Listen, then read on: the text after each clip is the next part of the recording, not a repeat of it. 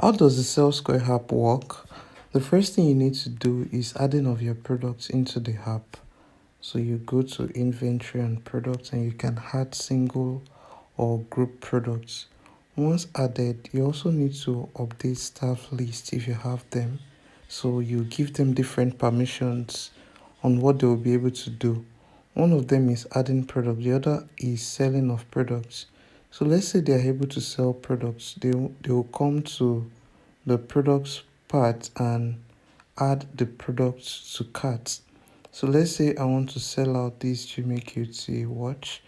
I would select the quantity, and once the product is added to cart, I go to the cart and write the customer's name. Let's say the customer's name is David, and that's it. I need to select what mode of payment did they use, cash transfer or POS.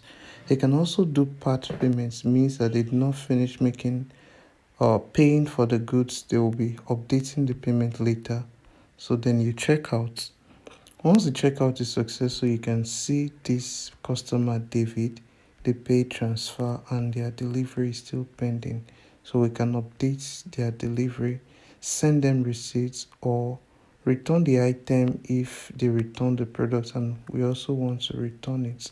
We can click on the return icon and return, but I won't be returning this item.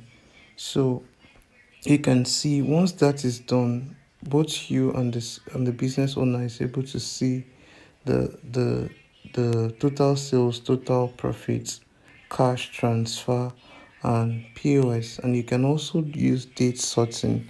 So based on these dates, you are able to see the transactions. So the transactions for today now, the total sales for today, total profits for today, and so on. Here we have the expenses. You get to add your running costs. That's how come in the dashboard you get to see the total sales, the expenses, then your gross profit. You can actually know how much you're making.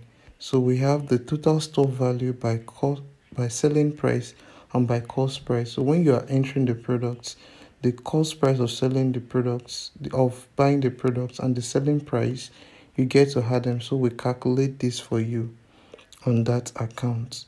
So there are plenty other features. One of them also is this fulfillment. So if they bought and they did not finish the payments, I can update their payments here.